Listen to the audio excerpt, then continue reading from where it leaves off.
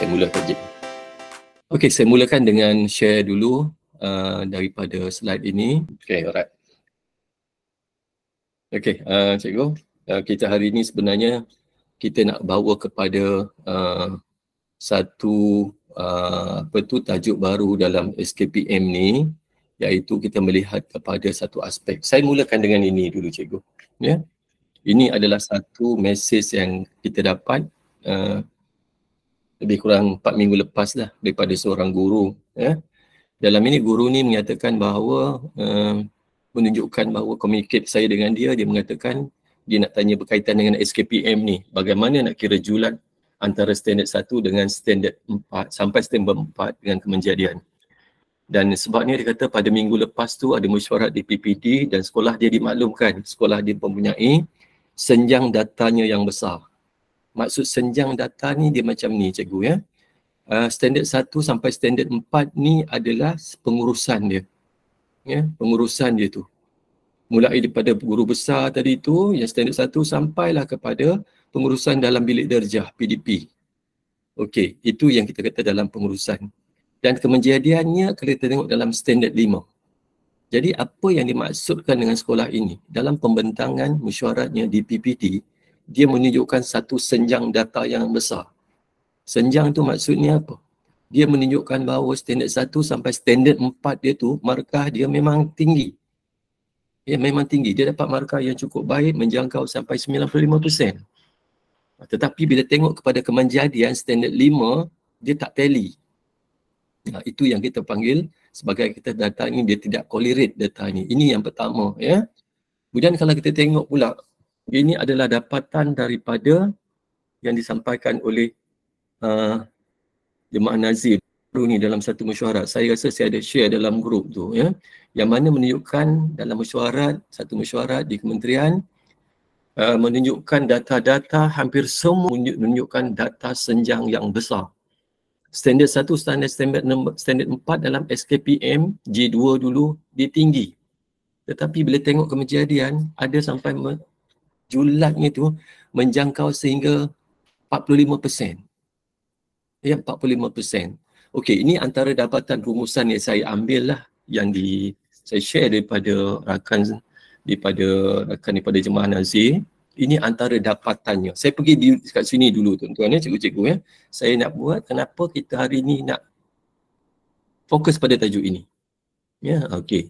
Yang kedua, ini dapatan daripada pembentangan di kementerian.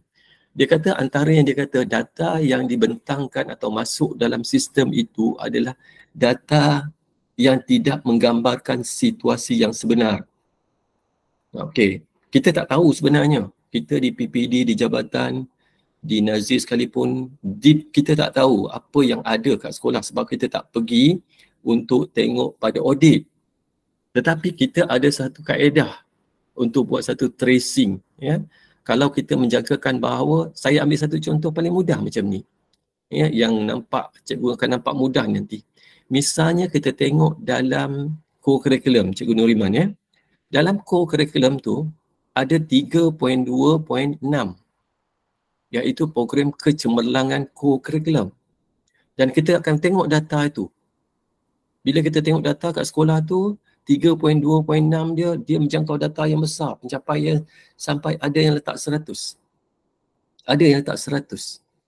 3.2.6 ni cerita tentang apa? Cerita tentang pengurusan pentaksiran. Ya, iaitu mulai daripada merancang pentaksiran sampai kepada membuat intervensi.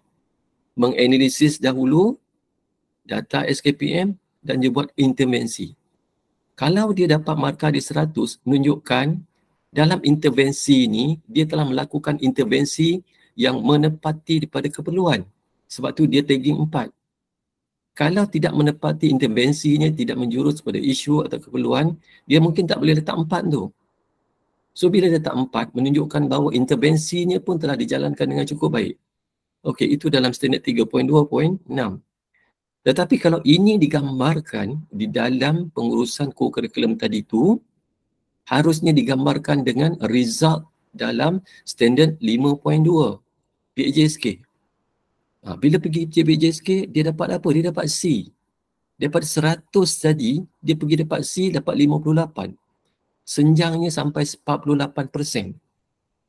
Mana mungkin tidak ada kaitan dua-dua tu. Ya, sebab ini standard 1 sampai standard 4 pengurusannya, prosesnya tu. Ya, okey, itu maksud salah satu contoh dan banyak lagi yang kita boleh ambil contoh.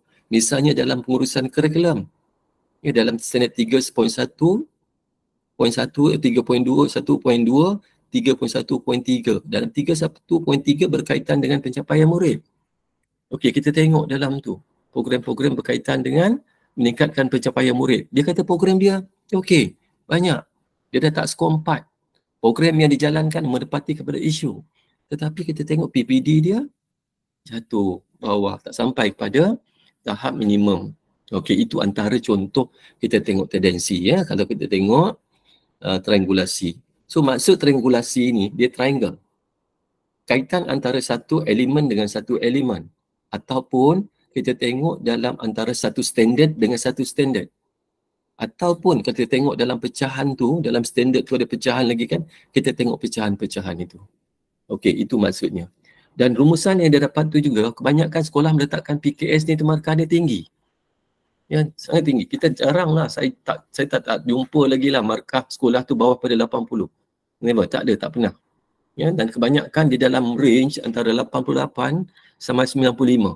Itu normal range yang saya dapati. Ya. Okey, kita tak petikai dengan segi cikgu nak letak markah berapa. Tetapi kita akan tengok balik yang tadi, aspek yang kita kata tadi. Ya. Okey, sebab itulah di perkara yang ketiga ni. Skor keberhasilan murid ialah data pencapaian murid sebenar. Keberhasilan ni, ini bukan sekolah IC. Macam mana kita dapat? Balik pada contoh 3.2 tadi, kita akan baca daripada sistem PJSK. Ini apa yang ada dalam pentafsiran. Itu yang kita tengok nanti tu. Kita tunjukkan nanti kat sini mana dia datang ya. Dan dia berdasarkan apa? Pada akademik, co-curriculum, sasia. Itu aspek-aspek yang kita tengok. Cuma bezanya untuk sekolah menengah dan sekolah rendah ni, bagi sekolah menengah, kita ada peperiksaan awam tu lagi kan, SPM, ada lagi, STPM, STAM ada lagi. Jadi dia lihat pada akademik yang itu. Tapi bagi sekolah rendah, pada tahun 2021, okey ada pertanyaan kenapa kita baca data tahun 2021? Saya rasa cikgu maklum kan, sebab tahun 2022 kita tidak buat pengisian dalam SKPM. Sebab kita dalam proses transformasi ke SKPM, kualiti sekolah. Jadi tahun 2022 tak ada.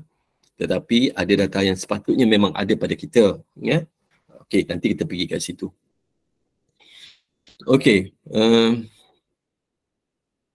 Ini perbandingan antara sekolah rendah dan sekolah. Ini kita ambil sekolah menengah dulu. Ya? Apa yang berlaku dalam data sekolah menengah? Okey, dalam data sekolah menengah ni, dia menunjukkan bahawa cuba kita tengok ya, 70.17% sekolah menengah meletakkan skor cemerlang dia tu pada standard 1 sampai standard 4 tu, dia letak di antara 90 sehingga 100. 70%. Ni. Menunjukkan apa ni? Dia menunjukkan bahawa apa yang berlaku kalau kita tengok, ni 70% ni dia tinggi. Ya, mencapai julat yang ini. Ini cemerlang ni. Ini cemerlang. Ya. Manakala pencapaian keberhasilan murid pada julat yang sama menunjukkan 0.0%. Okey. Tidak ada sekolah meletakkan kecemerlangan, tak ada sekolah yang letak C pun. Okey, tak apa, tak ada masalah yang ni. Ya.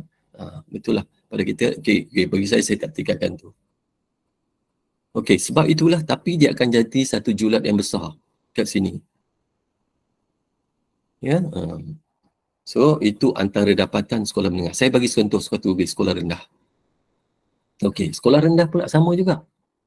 54% sekolah ni meletakkan pada dia kurang sikit kan. Sekolah menengah 70%. Tapi sekolah rendah letakkan 54% meletakkan dia berada di range markah SKPM dia, keseluruhan dia, markah dia 90 sampai 100. Ya, okey, itu antara contohnya lah. Ya. Okay. Setakat ni ada apa cikgu nak respon sikit tak sebelum saya pergi jauh sikit? Kalau ada apa-apa nak respon, okey. Ya, sebab kita buat juga tentang kalau ada apa-apa pandangan dan sebagainya lah daripada cikgu. Ya. Okey.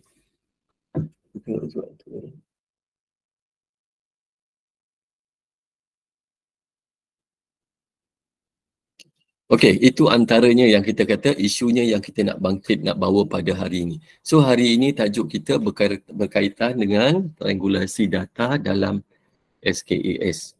Okey, kenapa kita nak pergi sini? Kita akan pergi kepada perkara yang ini dulu cikgu, ya. Ya, kita ambil. Saya sebenarnya saya tak ikut step sangat ini supaya saya nampak mana saya nak fokus. Okey. Saya tak menerangkan hari ini tentang SKPM kualiti sekolah sebab saya menjangkakan cikgu telah ada pun maklumat ini, telah pun ditaklimatkan berkaitan dengan SKPM kualiti sekolah ini. Sebab kita telah mula mengadakan siri-siri penerangan ke sekolah mulai pada tahun lepas lagi, pada bulan 8, bulan 9 saya rasa kita dah mula. Dan kita banyak pendedahan berkaitan dengan ini. Cuma waktu itu dia ada sedikit penambahan dari masa ke semasa. Tapi saya nak bawa ni tadi, macam mana triangulasi itu juga adalah berkaitan dengan model untuk SKPM yang baru, yang insyaAllah yang akan kita laksanakan tidak lama lagi.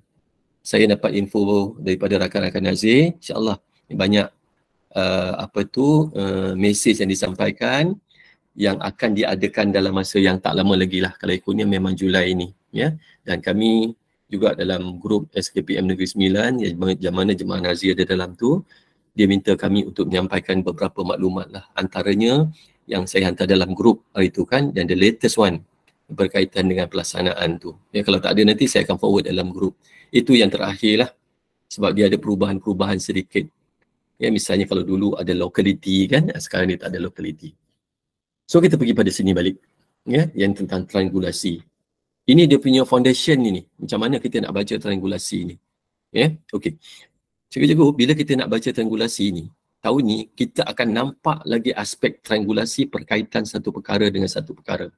Kalau sebelum ni kita melihat dari segi aspek pengurusan ni je dan dikaitan dengan ni, dengan pencapaian sebelum ini. Ya, pengurusan dan pencapaian. YM, ya? Ada yang tak dengar suara dia kata. Ada tak dengar suara ya? Cikgu Misra dengar suara saya tak? Saya dengar, tapi Cikgu Nur Samsa ni dia kata tak dengar suara. Kalau tak dengar suara mungkin masalah apa tu cikgu? Masalah talian tu. Ya, masalah apa tu? Jelas tuan, suara jelas. Jelas ya? Okey, lawas jelas. Dia kalau ada separuh dengar, separuh tak dengar tu, dia berkaitan dengan apa tu? Kita punya talian lah. Ya? Ataupun cuba minta dia tengok setting dah balik. Okey, saya sambung cikgu ya. Okey. Sebelum ni cikgu, kita ada dua aspek ni aja kan? Kita ada kat sini je. Ni. Dan ini yang tadi, apa yang Jemaah Nazir bentangkan dalam mesyuarat tu tadi, antara perkaitan satu perkara ni dengan perkara yang ni. Ya, antara kaitan ni. Ya, antara macam mana kita tengok ni. Ya, antara ni dengan ni. Itu yang dia tengok dalam yang dibentangkan. Itu yang sebelum ini. Ya, antara ni dengan ni. Ni dengan ini. Contoh macam tadi. Cuba ingat balik contoh yang saya tunjuk tadi kan. 3.2. Okey. Contoh yang lain kita tengok dalam standard 4 ni juga. Kita tengok dalam standard 4 ni, kita tengok penskoran guru dalam pencerapan. Okey, pencerapan ni kalau kita tengok dalam proses pencerapan tu kan, kalau kita tengok ada 6 tu kan, sampai murid sebagai pembelajar aktif tu kan, dia adalah satu proses dalam pengurusan dia tu. Ini proses dia tu. Tetapi prosesnya mestilah ada impak. Mana mungkin kan kalau ada jurat, saya tak kata dia exactly dia sama. Tetapi kalau menampakkan jurat jurang yang besar, mesti something tu. Misalnya kita tengok pengajaran guru tu kan markah dia average-nya dapat sampai 50. Tetapi kalau kita tengok dan pencapaian dia dalam pentaksiran bilik darjah, kelas dia tu, kalau kita tengok, dia tak mencapai pada KPI yang kita tentukan. Ramai berada dalam TP1, TP2 tidak menguasai. Tidak ramai berada dalam kumpulan yang berada dalam kumpulan-kumpulan yang cemerlang tu dia tak ada. Okey, ataupun kalau kita tengok dalam kumpulan-kumpulan pengayaan dalam 5 dan 6 tu tak ada. So dia akan berkaitan antara ni dengan ni. Ya, dalam part ni dengan kalau kita tengok dalam pencapaian murid dalam akademik nanti dia akan kaitan dekat situ. Itu contoh. Itu yang yang ada sebelum ni. So kita akan pergi juga kat situ lepas ni nanti. Cuma mulai pada tahun ini nanti dalam SKPM yang baru ini, kita akan melihat satu aspek lain lagi, cikgu. Ya. Kita akan melihat satu aspek lain lagi, iaitu aspek kita adalah aspek berkaitan dengan kekuatan. Kita contenglah cikgu ya. Mudah sikit nak cakap. Kekuatan. Kekuatan ni dia juga akan memberi impak pada pencapaian. Itu sepatutnya berlaku. Dia punya triangle dia sepatutnya bentuk macam tu. Saya ambil satu contoh. Kalau kita tengok contoh ya, kekuatan guru ni, dalam satu elemen kekuatan guru ni, yang kita tengok ialah guru-guru yang berada dekat sekolah tu. Kalau kita tengok terms dia kan, guru mengikut bilangan dia cukup, mengikut option dia cukup. Kemudian pula kalau tengok salah satu lagi yang kita akan jadi kekuatan kita ialah data pencerapan. Kalau pencerapan kita untuk subjek, ini untuk makluman ketua panitia, ketua bidang dan juga untuk PK1. Kalau pencerapan kita, markah ni tinggi lah. Ya, absolut memang tinggi, kata 90 lebih. Tapi kita nak tengok impak dia pada ni, kekuatan guru. Kita ambil contoh kekuatan ni tadi. Data standard 4 ni juga boleh jadi data kekuatan. Boleh jadi input. Dia boleh jadi input dan boleh jadi output. So data yang cikgu ni tadi, yang cemerlang pengajaran ni tadi, haruslah memberi impak kepada akademik ni. Dia harus kali kat sini. Nah, itu contoh. Ya, kalau kita tengok macam mana kaitan satu aspek dengan satu aspek yang lain. Okey, saya ambil satu akademik. Saya ambil satu contoh lagi, co-curriculum. Dalam co-curriculum, kalau kita tengok guru juga. Kita tengok kepakaran guru yang ada kat sekolah tu. Kekuatan kat sekolah tu nanti kita tagging guru ni, dia ada apa? Contoh, dia ada jurulatih kawat peringkat negeri yang berada kat sekolah ni. Jurulatih peringkat daerah ada kat sekolah ni. Itu kekuatan. Pakaran yang dia ada. Tetapi bila macam ni, dia mestilah digambarkan dengan kat sini, co-curriculum. Jadi maksudnya kekuatan dengan pencapaian ni dia mempunyai kolerasi. Contoh yang ketiga, ambil lagi contoh co-curriculum. Sekolah tersebut mempunyai padang yang lengkap. Katalah sekolah tu ada turf, padang turf untuk hoki. Kan? Mana dia ada apa? Dia prasarana co-curriculum dia ada. Bila prasarana co-curriculum dia ada, dia harusnya digambarkan dengan pencapaian. Ni prasarana sukan ni.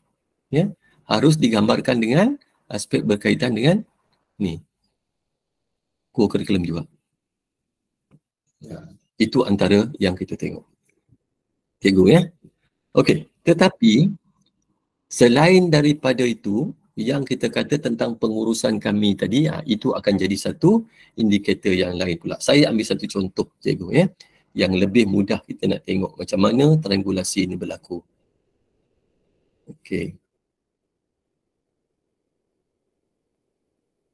Okey, ini satu contoh triangulasi dalam SKPM Quality at Sekolah. Okey, kita akan baca data yang pertama dulu cikgu. Tadi saya ada sembang dengan Cikgu Zila lah, Cikgu Zila yang ada dalam guru kita kan. Bagus Cikgu Zila dia, kami lama sembang kan tadi, bincang tentang aspek ni. Bagaimana dia kata tentang pencapaian sekolah itu, dia tak relate dengan apa yang ada dalam SKPM. Sebab dia tak pergi kepada peringkat yang akhir tu, menganalisis dan juga membuat intervensi. Okey. Saya ambil satu contoh ni cikgu, ya. Dalam melihat pada triangulasi yang besar, ini yang besar ni. Ya, yang besar. Melihat kepada kualiti pengajaran guru. Kita tengok akhir dia ni. Kualiti pengajaran guru. Ya, kualiti pengajaran guru kat sini. Ni akhir dia kat sini. Okey. Dalam kualiti pengajaran guru ni, dia mesti bermula dengan standard-standard yang lain. Dia tidak boleh stand alone. Tak boleh berdiri sendiri. Tiba-tiba je markah kita tinggi. Dia tak boleh begitu. Ya? Okey, tetapi dia bermula dengan standard 1 dulu. Pengetua guru besar. Kalau kita tengok dalam SKPM tu, dalam 3.1, dalam standard SKPM tu sebut dalam 1.1, 1.2, 1.3, dalam standard 1 yang di bawah tata urusan di bawah PGB ini, dia ada 7 aspek. Ya, mulai daripada kurikulum, co-curriculum, sasiah, keuangan, dia ada dalam ni. Jadi maksudnya kalau kat sini markah dia tinggi, seharusnya juga dia akan memberi impak kepada standard 4 ini. Sebab dalam tu dia kata sampai peringkat pengetua kepengurusan membuat bimbingan kepada guru-guru dalam PDP ni. Ini biasanya, jujurlah kita cakapkan untuk standard 1 ni, memang kita letakkan markah tinggi. Normally lah, saya tak pernah jumpa, bukan tak pernah jumpa lah, saya sangat, biasa sangat pencapaian kita letak kat sini standard 1 ni, kita letak dia dalam 95, 96 sampai 100. 100 pun ada kita jumpa yang tu. Okey, ini kita letak 100 ni, ataupun kita letak, katalah kita 95. Markah dia sini. Okey, kemudian aspek yang kedua kita tengok apa berkaitan dengan standard 2. Standard 2 dalam kualiti pengajaran guru ni, dia berkaitan dengan pengurusan sumber manusia. Dalam ini ada berkaitan dengan proses agihan tugas. Kan, penghargaan tugas. Jadi kita tengok juga situ. Dalam pengurusan sumber manusia ni juga ada proses yang kita panggil sebagai proses meningkatkan kemahiran di kalangan guru-guru. Kalau markah dia rendah kat sini melalui pemantauan yang kita buat, sini dia akan pergi kat sini dulu balik. Dia akan pergi standard 1 balik. Dia akan pergi pada standard 2 juga. Proses meningkatkan ni. Okey, yang ini proses ni berjalan. Okey, dia kaitan kan? Antara ni tadi, kaitan ni dengan ni. Okey, kemudian dia tengok juga bila proses pengajaran guru ni, dia triangulasi juga dengan standard 3. Berkaitan juga. Apa contohnya dalam standard 3? Dalam standard 3.1.2 itu berkaitan dengan proses meningkatkan tentang kemahiran pengajaran guru, kan? Okey, kita tengok. Ini yang program-program LDP kita buat, program-program meningkatkan pengajaran guru, dia letak kat sini. Jadi ada kaitan ni. Untuk melahirkan 3 ni, dia mesti datang dari suara 1 dulu. Ya, kalau 3 ni tak jadi, 1 kena tengok balik. Review balik. Sebab dia berkaitan. Dan pergi kepada pengurusan panitia. 3.2 juga. Ya. Okey, pengurusan panitia. Dalam pengurusan panitia tu, ini peranan panitia pula. Dalam peranan panitia ni, antaranya panitia ni mengadakan program-program yang kita kata tadi lah. Sama juga. Menganalisis data berkaitan dengan pencapaian murid, pengajaran guru. Okey, dan akhirnya barulah skor ini akan memberi gambaran dekat pengajaran guru ini tadi. Ini contoh triangulasi yang dalam sikit. Yang tadi kita tengok besar kan, daripada standard 1 sampai ke penjadian. Ini kita fokus kepada kualiti pengajaran guru. Ini kita triangle dia tu. Ya? Okey, saya bagi satu lagi contoh, cikgu. Ini contohnya tadi. Yang tadi saya sebut je kan, ini dia sebut apa? Misalnya 1.1.5 tadi, ini triangle dia tadi. Ya? Dalam 1.1.5 PGB menerajui aktiviti instruksional pelaksanaan pencerapan. Ni. Dia mengetuai 1.1.5. Peranan siapa? Peranan PGB. Okey, kemudian dia berkaitan dengan perancangan sumber manusia. Termasuklah agihan tugas, termasuklah LDP yang kita buat. LDP kita buat ni adakah menjurus kepada isu? Kemudian kita akan pergi kat sini lah. Dalam aktiviti misalnya dalam data kita, standard 4 ni, kita dah proses data ni. Kita tengok antara 6 aspek yang kita tengok ni lemah dekat mana. Contohnya murid sebagai pembelajar aktif. Okey, dia akan pergi balik pada 2.1.2. Perancangan sumber manusia diurus secara terancang. Okey. Kemudian ini yang panitia tadi. Saya dalamkan sikit tadi. Ini program peningkatan kualiti pengajaran guru diurus secara terancang. Okey, apa yang selalu berlaku dalam kita punya pengisian portal, dekat sini dia tinggi. Sini dia tinggi. Ya, yang ni dia tinggi markah dia. Kat sini dia tinggi. Ya, dan sini juga dia biasanya ni dah mula dah. Kat sini rendah sikit. Kat sini mencapai katakan 98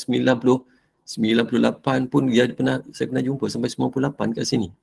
Tapi kat sini pengajaran ya, bila tengok pencerapan, markah keseluruhan sekolah tu tinggal 84. Ini kita kata senjang. Senjang dia 14%. Antara yang yang berada dalam standard 1 dengan bila kita tengok pengajaran guru, dia senjang dia 14%. Ini tak besar lagi ni. Kita pernah jumpa macam laporan jemaah Nazir tadi sampai 48%. Itu yang kata dia tak tak berkaitan dengan satu aspek dengan aspek yang lain. Ya, okey. Jadi maknanya kenapa proses ataupun kenapa keadaan ini berlaku? Itu persoalan yang paling besar. Okey, soalan yang paling besar tadi, ya, dia menjawab balik kepada apa yang dinyatakan oleh laporan daripada jemaah Nazir tadi. Dia kata apa dalam tu adalah pengisian kita tidak tekal satu dan tidak sah. Senang berkata mudah tidak sah. Sebab kita mengisi itu bukan berdasarkan kepada rubrik yang sepatutnya kita lihat. Kalau ada, tak ada, kita letak je markah. Kita letak je 4. Tapi kita tahu kan, proses untuk dapat 4 markah, 4 skor dalam SKPM tu, dia ada terma yang kita ikut iaitu tentang penskoran. Yang baru ni kita panggil sebagai penskoran kan. Ada syarat dia tu, penskoran tu nak dapat 4 ni. Tapi kita tak ada sampai 4 ni pun, peringkat ni, ya, tak ada peringkat-peringkat ni tak ada, tapi kita letakkan 4. Sebab tu senjang dia berlaku. Ya, misalnya apa? Contoh. Saya ambil contoh co-curriculum. Saya ambil 2 nanti ya. Contohnya apa? Saya ambil contoh co-curriculum tadi kan. Kita kata kita letak 4 dalam pengurusan itu. Sampai peringkat apa yang akhir tu dalam PJSK ni, standard apa tu kita kata 3.22 tu, antara 3.22 itu iaitu pengurusan kelab dan persatuan menganalisis data. Akhir sekali membuat intervensi. Kita letakkan semua tu, kita letak 4 semua. Tapi kita tak buat intervensi sebenarnya.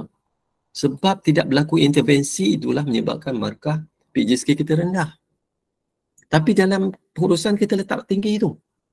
Kita letak tinggi. Seolah-olah menggambarkan kita dah buat proses yang seharusnya kita buat tu tadi. Itu yang cara untuk kita track maklumat ni betul ke tidak. Mana mungkin kan kalau kita kata sekolah dah buat intervensi menjurus kepada isu, mana mungkin julatnya terlalu besar. Mana mungkin pengurusan co-curriculumnya cemerlang 98 tapi PJSK-nya dapat 58. Mana mungkin? Tak mungkin itu berlaku. Ya? Itu yang kita tengok contohnya tu. So itu yang kita tengok. Next kalau kita tengok lagi cikgu. Ini saya ambil satu contoh yang tadilah. Dia bermula dengan mana cikgu? Dengan ni kan. Gerik purata co-curriculum sekolah. Dan kalau kita tengok apa yang berlaku. Ini dalam SKPM yang baru ni kan. Ni. Kalau kita tengok yang ni. 5.12. 5.21 ni. Ni proses-proses ni. Ini yang dibaca tadi tu. Dibentangkan tadi tu. Gerik purata ini dalam kemenjadian. Kemenjadian tu datang daripada sini tu tadi kan. Yang ini tu. Ni. Kemenjadian ni tadi. 5.2 ni. Pertama ada buat tak SWOT analysis dulu. Perkara yang paling penting, yang paling pertama sekali pengetua guru besar dia buat SWOT analysis atau analisis lain lah ulang pada sekolah. Dalam 7 aspek ini. Termasuk co-curriculum. Termasuk curriculum. Termasuk sasiah. Termasuk keuangan. Ada dalam ni. Besar ni. Sebenarnya untuk dapatkan markah yang tinggi kat sini, bukanlah kita katakan dia terlalu susah tu, tapi dia agak mencabar. Sebab aspek dia besar ni. Dalam SKPM sebut, ada 7 aspek yang kita nak lihat. Ya, yang kat sini tu ya. Ni, 7 aspek yang kita nak lihat. Ini kita ambil satu je. Okey. Jadi, isunya kat sini, ialah kita melihat, cikgu mula-mula sekarang ni, bila cikgu dah ada data PJSK tu, cuba nanti cikgu analisis data kat sekolah. Cuba tengok. Gerik purata, okey tahun 22 tak ada, tak apalah. Tapi untuk kita belajar, kita boleh tengok yang untuk tahun 2021. Datanya, cikgu boleh baca lagi daripada portal tu. Sebab semalam pun saya baca daripada portal, data ni boleh extract lagi data tu. Cuba kita tengok apa yang berlaku pada tahun 2021. Berapa PJSK kita? Berapa punya pencapaian peratus GPS kita? Kemudian kita tengok berapa pula kita letak dalam 1.1.1. 1.2.2.4 pengurusan sumber manusia berkaitan dengan co-curriculum. Berapa pula kita letak 3.25 pengurusan kecemerlangan. Saya ada bercakap dengan Cikgu Zila lah. Kita letakkan markah kita dekat 3.2 ni, pengurusan program kecemerlangan co-curriculum. Normally sekolah akan letak 90 lebih. Normally. Maksudnya apa? Sekolah telah melaksanakan program kecemerlangan kurikulum ni. Dia telah merancang, telah melaksanakan, menganalisis, membuat intervensi program kecemerlangan kurikulum. Maksudnya apa? Dia telah melaksanakan semua. Sebab markah tinggi inilah dan dia tak relate dengan markah PJSK yang ini. Ini yang kita tengok. Ini yang kita tengok. Dia tak relate dengan sini. Markah penjualan kurikulum dia tinggi, baik. Cemerlang. Tetapi kita tengok grade purata kurikulum 58. Maknanya apa? Apa maksud kecemerlangan yang kita kata dah urus dengan baik tadi tu? Kan dia tak senjang kan? Bukan tak senjang. Dia bukan maksud dia tak ada tidak macam seolah-olah tidak ada kolerasi kan? Dan berkaitan dengan pengurusan pentadsiran kurikulum dekat sini. Dia berkaitan juga dengan ni. Ini sangat berkaitan ni. Pengurusan pentadsiran kurikulum. Dalam pengurusan pentadsiran kurikulum ni sampai satu peringkat tadi, merancang pentadsiran, melaksanakan pentadsiran, ending dia kita buat apa? Sebelum ending itu, menganalisis, membuat intervensi. Membuat intervensi pun kita letak markah tinggi kat sini. Jadi akhirnya kalau kita buat graf nanti, dia akan nampak. Dia akan nampak tu. Ya, mana kalau saya suka yang ni kalau kita buat dalam bentuk graf apa tu, graf spider web tu, dia akan nampak. Kalau dalam graf bar tu boleh juga, tapi kita akan baca compartment by compartment tu kan. Tapi kalau kita buat graf daripada web tu, kita akan nampak lah nanti apa yang berlaku. Ini contoh, ya. Okey, satu lagi. Ini dalam kurikulum lah, saya banyak tunjuk kurikulum lah sebenarnya ni. Nanti saya akan pergi akademik juga. Misalnya kalau kita tengok kan tindakan PGB dia buat apa? Ni, saya baca balik 1.1 yang saya masukkan tadi. Ni 1.1.1 ni, yang ni. Ni kan yang ni. Dia tanggap mana? Ni. Ni, menyeluruh. Kan ada aspek kurikulum. Membuat apa-apa? Apa dia? Membuat analisis kurikulum. Antaranya itulah menganalisis pencapaian PJSK, KPI PJSK kita tengok pencapaian trend kita. Inilah yang dia nak buat. Ya, antara pengetua guru besar kena buat inilah dia. Trend pencapaian. Ini bukan kerja untuk SU kurikulum ni.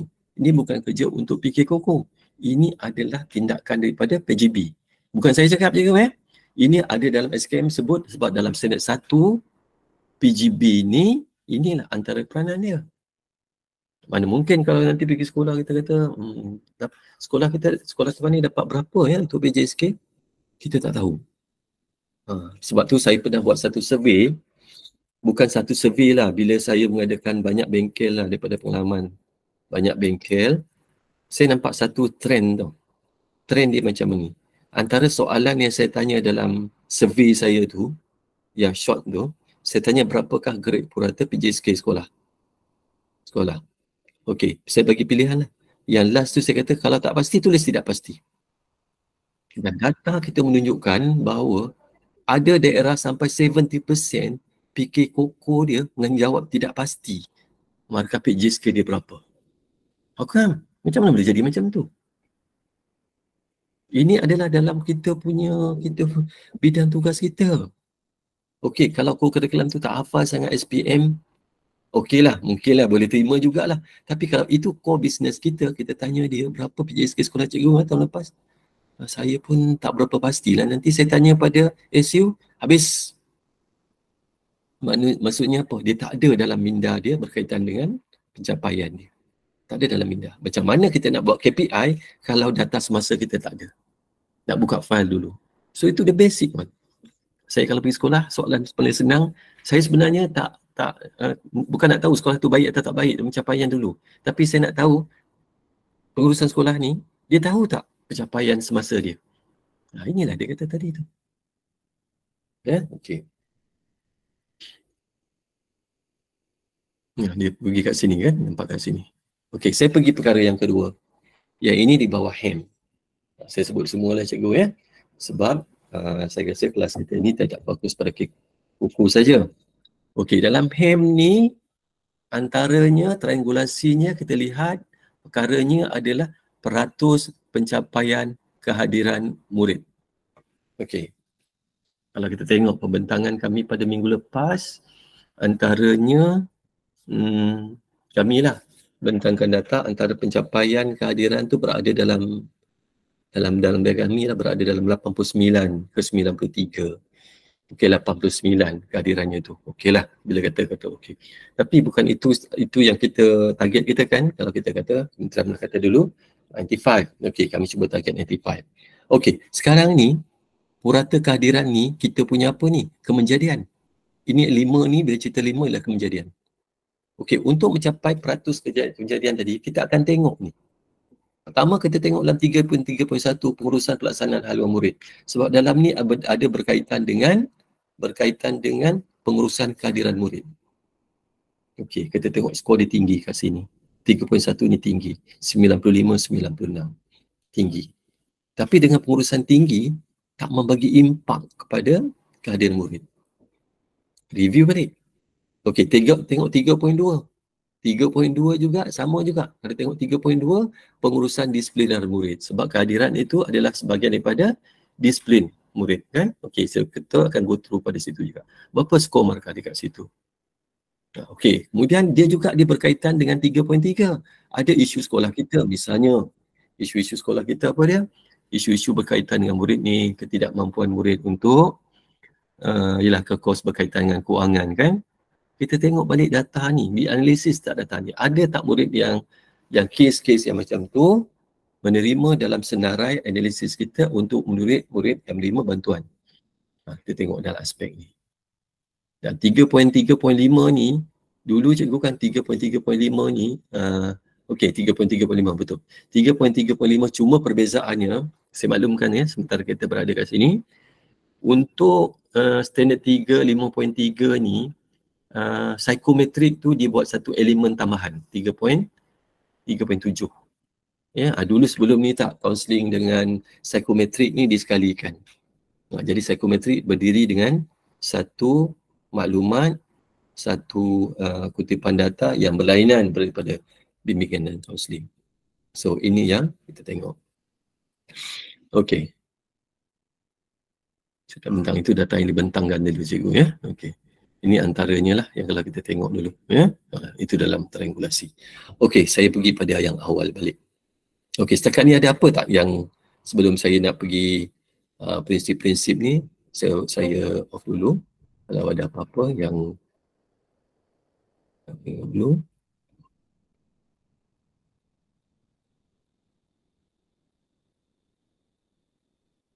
Okey, saya buka balik. Kalau ada apa-apa cikgu yang mungkin kita nak share, nak kongsi dulu pandangan sebelum saya pergi the next tajuk kita. Jaga mesra kalau ada apa-apa. Kalau ada apa nak tanya. Dalam SKPM tu kan yang bahagian HEM ada, dia bukan saja kehadiran kan, tapi ada amalan. Ya, amalan baik. Macam mana nak dapat itu? Okey, cikgu. Terima kasih soalan cikgu Masrah. Okey. Kali ini kalau kita tengok dalam apa tu standard 3.3 tu, dia ada aspek yang lain, bukan kehadiran. Pertama memang dia ada kehadiran. Kalau kita tengok dalam slide ni kan, saya tunjuk slide ni dulu. Di mana dia datang dalam, saya share sebentar. Terima kasih cikgu Masrah soalan tu.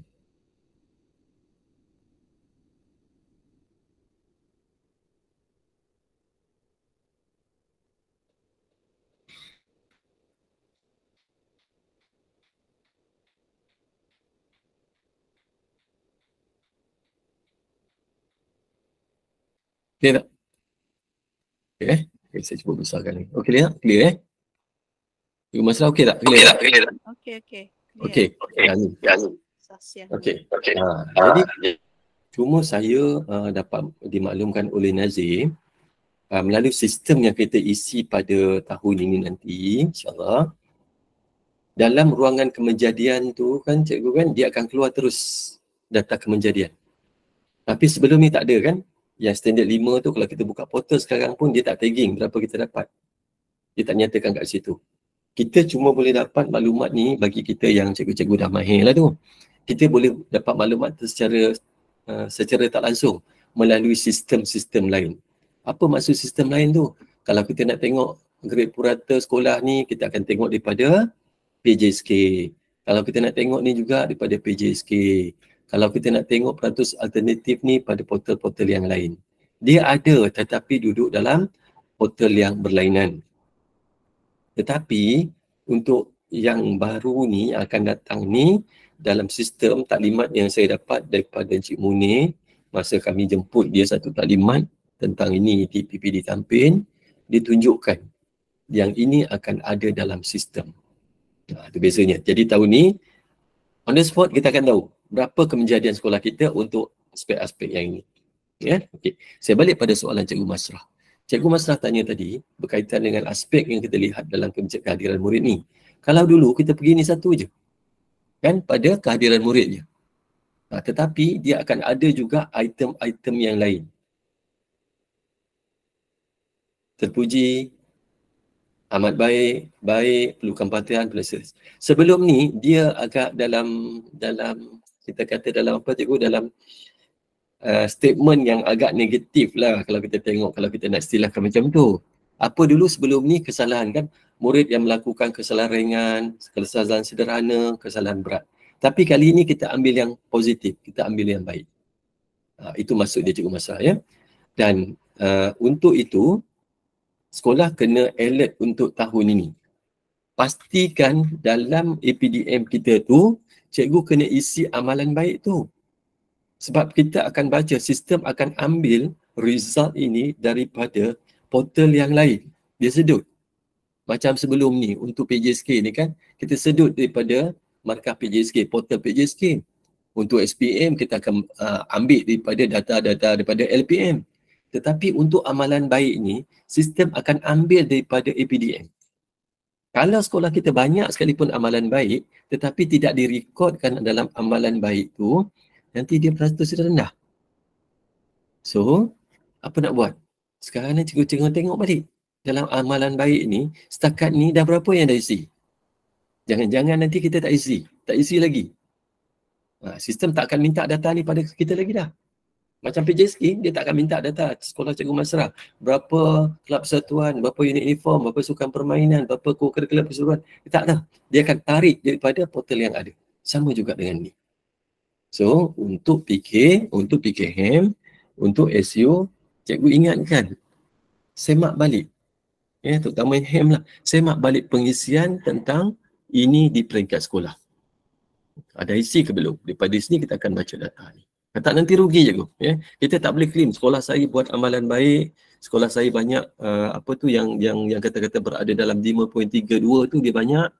Tetapi kalau cikgu tak masuk, cikgu tak boleh hantar data ni kemudian. Dia tak ada macam tu. Dia akan baca daripada sistem. Ya. Okey, itu maksud dia dengan yang ini tadi. Okey, Cikgu Masrah. Jadi saya ada jawapan. Bagaimanakah kaedah pengiraan peratus ini? Tapi kalau ikut jawapan daripada Nazir, dia katakan dia nanti kita isi aja bilangan ni, sistem akan auto-generate pengiraannya. Cuma saya cuba nak dapatkan konsep pengiraan bagaimana dia dikira. Nanti kita akan bincang dalam grup nantilah. Ya, bagaimana kaedah pengiraan ini dibuat. Tapi peringkat kita kena pastikan ni dulu. Ya, bagaimana dia perlu direkodkan di peringkat sekolah kita. Dia tidak bergantung kepada kehadiran semata-mata. Okey, saya harap saya dapat menjawab soalan tu. Lagi satu IM, yang pencapaian guru ni. Apa aktiviti atau program yang boleh kita ambil sebagai pencapaian guru ni? Okey.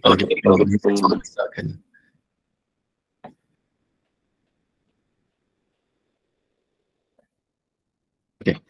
Peratus kejayaan guru mengikut bidang peringkat daerah negeri kebangsaan antarabangsa. Okey. Dalam ni ada menyatakan bahawa peratus bilangan guru mengikut bidang peringkat. Ini satu item baru lagi cikgu. Sebelum saya menjawab soalan Cikgu Masrah, saya nak terangkan lagi. Dalam SKPM yang baru ini, kalau dulu kita melihat kepada aspek satu saja. Kemenjadian kita ni kita lihat satu saja. Penyediaan apa? Kepada murid je. Dalam murid ni ada 3 aspek. Tapi sekarang ni dia jadi 3. Jadi 3 macam mana? Satu ialah daripada guru. Ya. Satu daripada guru. Dan satu lagi daripada organisasi. Contoh, sekolah Cikgu Masrah tadi kan, dia dapat anugerah 3K. Kalau sebelum ni 3K kita tak ada markah untuk tagging dalam SKPM ni. Tak ada tempat. Tak ada tempat mana kita letak markah. Tapi kali ni ada. Jadi ada pertandingan-pertandingan. Misalnya apa? Surau, 3K yang melibatkan keseluruhan sekolah, dia akan dapat markah. Jawab soalan Cikgu Masrah 5.4.1. Peratus kejayaan guru mengikut bidang dan peringkat. Okey. Bidang-bidang ini, kalau kita tengok dia ada dinyatakan nanti dalam sistem tu cikgu ya. Saya ada tak dalam ni? Saya harap saya ada masuk sekejap saya nak tengok.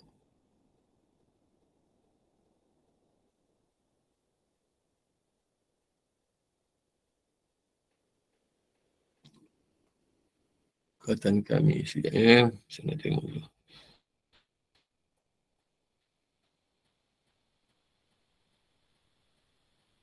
Okey, yang ni saya kan bilangan pencapaian guru dalam program aktiviti program pertandingan diiktiraf.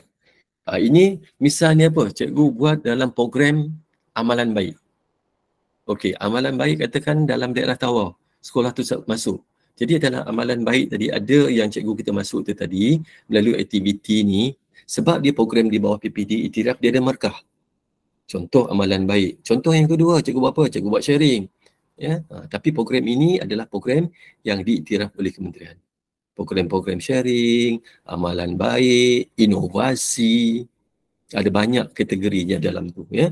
Tapi yang penghalusan tentang ini, insya-Allah nanti John Nazir akan buat penghalusi apa tu penyenaraian, dia menyenaraikan apa yang ada dalam ini. Saya rasa saya ada tapi tak masuk kot.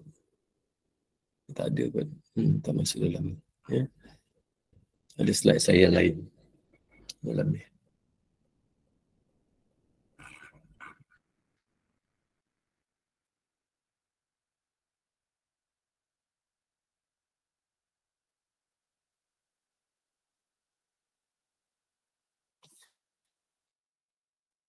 Okey, itu cikgu ya yang menjawab soalan Cikgu Masrah lagi lah.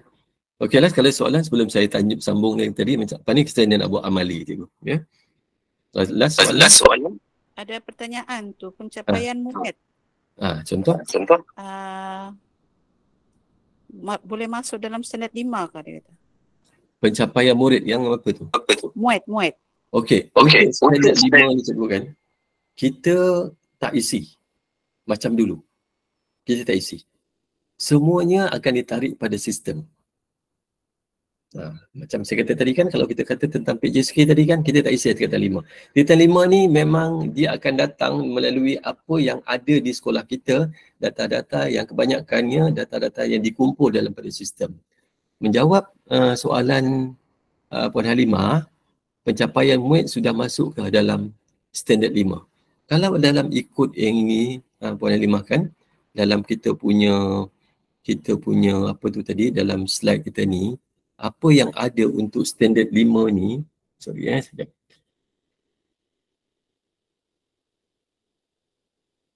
Saya tunjuk apa yang ada dalam sistem ni. Saya share tak sekarang ni? Belum saya share ya. Okay, saya share sekejap.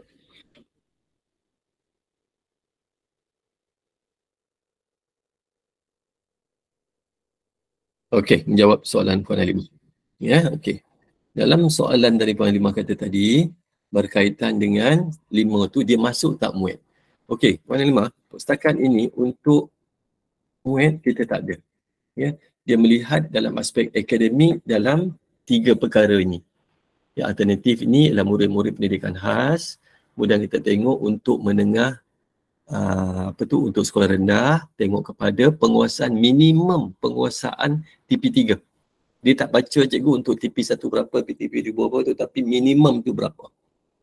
Kemudian kalau kita tengok 5.1.3, kita tengok dalam pentaksiran. Cuma tahun ini ada satu lagi aspek Puan Halimah.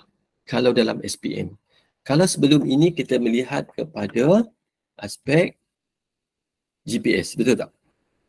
GPS. Okey, tapi kali ini kita akan melihat kepada murid yang layak mendapat sijil LMS. Dia akan ada elemen yang itu. Dia tak melihat kepada aspek GPS satu saja. Untuk tingkatan 6 tu dia tak ada. STPM cuma dia melihat nilai purata grade kumulatif peperiksaan STPM keseluruhan. Dia tak melihat murid itu sebagai satu kompartmen tambahan atau kompartmen yang berlainan. Ya, ini apa yang di dalam sistem lah. Okay, saya harap saya dapat. Ini saya ambil apa yang saya dapat taklimat yang terakhir daripada Jemaah Nazir. Ya, itu. Okey, kalau ada lagi, Nas. WM, saya ada soalan. Penjelasan WM. 325 mengurus program kecemerlangan kokurikulum. Adakah dia ni merangkumi perjumpaan mingguan? Satu. Yang kedua adalah pertandingan dianjuri PPD, dan secara pertandingan online peringkat tertinggi dia merangkumi dalam 325 ni. Okey, berkaitan dengan 325. Saya pergi instrumen ya. Cikgu Masrah, saya berada dalam Word. Keluar tak Word? Ya, keluar. Okey, saya pergi 325 ya. Okey, dalam 3.2 ni berkaitan dengan co-curriculum. Ya, cikgu apa tadi program berkaitan dengan program pengurusan kecemerlangan co-curriculum. Kita tengok apa yang dimaksudkan dengan program kecemerlangan co-curriculum itu tadi. Okey, dalam 3.2.5 dalam ni dia meliputi aspek berkaitan dengan program-program khusus berkaitan dengan program kecemerlangan di sekolah kita. Okey, 3.2.5 sekejap ya.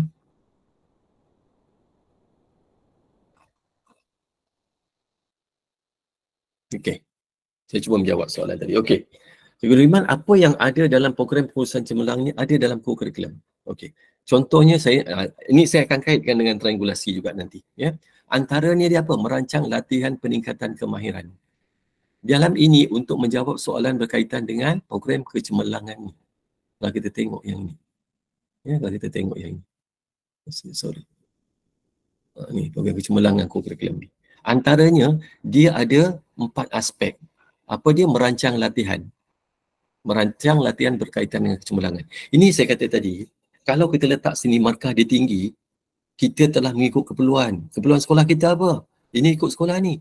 Kita rancang latihan tu, keperluan sekolah kita. Kita target untuk mencapai PJSK yang baik. Itu keperluan sekolah kita tu. Jadi kita akan tingkatkan latihan supaya nanti murid-murid yang masuk dalam pertandingan-pertandingan, kita dapat skor markah yang tinggi. Okey. Yang kedua, menyeluruh. Apakah program kecemerlangan ni menyeluruh tak? Sekurangnya 1 unit bagi setiap persatuan. Ada tak di program sekolah kita dijalankan? Yang ketiga, dia berterusan tak? Yang kedua, menjawab soalan Cikgu Nuriman tadi, adakah dia berkaitan dengan penjumpaan mingguan?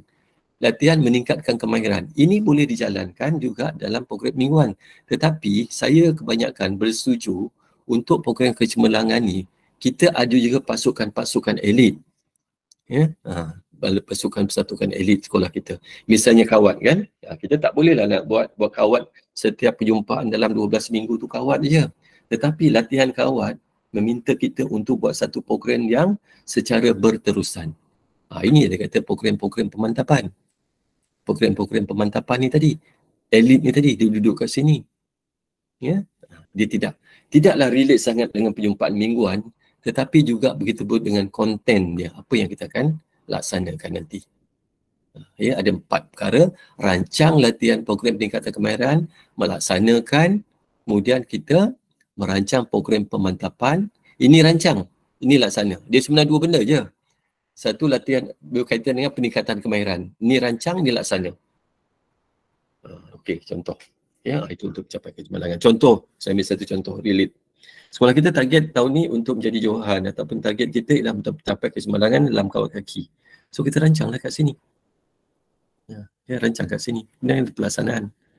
Ataupun kita nak buat dalam program inovasi contohnya, sama juga. Ya, ada duduk kat sini. Yang kalau kita katakan tadi untuk program untuk memberi impak kepada keseluruhan perjumpaan mingguan, dia akan pergi kepada ni 3.22, 3.23, 3.24. Ni. Dia akan pergi kat sini. 3.22 ni berkaitan dengan kelab persatuan. Ya, ini berkaitan dengan kelab persatuan. Okey, itu Terima ya. kasih YM, faham. Bagaimana dengan kebitaraan sekolah tu? Jadi kita masuk sana lah. Dia masuk kat sini lah. Dia boleh masuk ke Contoh, cemerlangan lah. Katakan kebitaraan sekolah Cikgu Noriman nak atur lah katakan. pergi kepada robotik contoh. Jadi dekat situ lah ke cemerlangan tadi dia boleh pergi. Oh, kat cemerlangan okey. pergi. Okey, jelas. Okey, terima kasih. Terima kasih. Okey. Alright, kalau ada pertanyaan lagi. Okey, tak ada Okey, kita nak pergi pada data. Saya tunjuk je data ni dulu. Kemudian cikgu boleh buat lah nanti cikgu, saya rasa cikgu kalau buat nanti dia tak apa sangat. Saya pergi saya running aja. Okey, saya pergi pada satu data yang saya tunjuk pada cikgu tadi, data yang saya kongsikan, data SKPM. Okey, saya ambil sebenarnya data ni ada banyak ni, contoh cikgu. Cikgu Masra, saya ada dalam Excel, betul tak? Betul tak? Ya. Okey, alright. Ini kalau kita boleh buat dulu cikgu. Saya ni di PPD, bila PPD saya ada banyak data sekolah. Ya. Ini sebenarnya the real data. Data yang sebenar dalam daerah Tampin. Cuba saya tukar nama sekolah je. Nama-nama sekolah ni tak ada dalam Tampin ni. Ya. Dia ada nama sekolah daripada standard 1 sampai kepada standard 4. Dan ada PJSK, ada kehadiran. Saya nak tunjuk nanti triangulasi antara beberapa perkara ni. Dalam standard 1, standard 2, standard 3.2 dan juga standard dan juga PJSK. Ini contohnya. Saya tunjuk dulu lepas ni kita buat sama. Saya buat satu je, lepas ni cikgu akan ada idea tu macam mana nak buat. Ini data. Data ni cikgu boleh ambil cikgu. Cikgu boleh ambil. Cikgu buka balik SKPM tahun 2021, cikgu keluarkan data ni yang di akhir, di ujung tu. Dia boleh extract semua data tu. Apa yang kita tengok pada data 3 sekolah ni? Okey. Kalau kita tengok data 3 sekolah ni, pattern dia kalau kita tengok untuk standard 1 ni, untuk PGB ni, markah dia 90 lebih. Ya, 94, 90 ni 87. Dan kita tengok 87 juga, dia adalah antara 4 aspek ni, dia yang paling tinggi lah. Standard 4 dia 89. Okey. Untuk SMK Jalan Baru ni, pengetua dia, PGB dia 93. Tapi yang ni juga, yang dia yang paling tinggi lah. Ini datanya. Ini datanya, ini saya kata tadi cikgu. Data kami, ini data yang sebenar. Cikgu nampak kan senjang dia tak berapa besar kan? Antara PGB, standard 1, standard 2, standard 3. Kalau kita tengok keseluruhan, dia tidak, senjang dia tak besar. Cuma PJSK ni, saya running dengan data baru, saya tambah. Saya nak tunjukkan bagaimana dia tak relate data antara nanti. Cuba kalau kita tengok 3.2 kan, 3.2 ni, kalau kita tengok untuk jalan baru ni, untuk standard 3.2 dia, pengurusan kurikulum dia 83. Tetapi dalam PJSK dia dapat 76. Kita pernah jumpa yang data sini cikgu sampai 90. Pernah jumpa. Tapi PJSK dia dapat 54. Ini yang kita kata tadi antara ini dengan ini, dia tak, bila baca triangulasi dia tak nampak tak ni tak kaitan. Okey, saya tunjukkan macam mana cara kita nak baca data secara tepat. Okey. Kawan-kawan kita ni ada yang memang kita dah mengikuti beberapa kelas untuk buat data. Cikgu, sebelum saya nak bincang ni ada satu perkara lah yang kita nak buat cikgu. Dalam keadaan sekarang ni, kalau cikgu tengok dalam sendiri dengan PPPM, cikgu tengok dalam TS25, cikgu dah tengok urusan sekolah. Satu aspek yang perlu ada di kalangan semua guru, daripada pengetua guru besar sampai guru kita, dia mesti ada skill untuk proses data cikgu. Mesti ada skill. Bukan lagi kata itu satu advantage, tapi satu keperluan. Kalau cikgu tak ada skill untuk kemahiran proses data, nanti cikgu tak boleh buat analisis. Bila cikgu tak boleh buat analisis, cikgu tak boleh buat rancang intervensi. Macam mana nak buat intervensi kalau kita tak tahu isu? Kita takut nanti sakit di tempat lain, tapi kita ubat tempat lain. Itu gunanya. Dan untuk keperluan ini, saya ambil satu contoh lah, mula daripada standard 4 dulu kan. Kalau dalam standard 4, bila cikgu kita ni mengajar, analisisnya, mungkin kita tengok markah penskoran dalam standard 4. Kita analisis daripada 6 aspek ni, 8 aspek ni, kat mana yang kita nampak dia agak kritikal. Oh, 4.6, murid sebagai pelajar aktif. PK1 lagi pula perlu kemahiran data. Sebab kita akan analisis semua subjek dalam sekolah kita. Ketua bidang, misal Cikgu Masrah, dia ketua bidang bahasa. Bawah dia ada berapa? Ada 4 bahasa. Bahasa Melayu, bahasa Inggeris, bahasa Arab, dan ada satu lagi, bahasa Cina. Kata dia ada 4. Dia akan analisis semua 4-4 ni. Kita nak tengok daripada 4-4 ni, kat mana yang kritikal.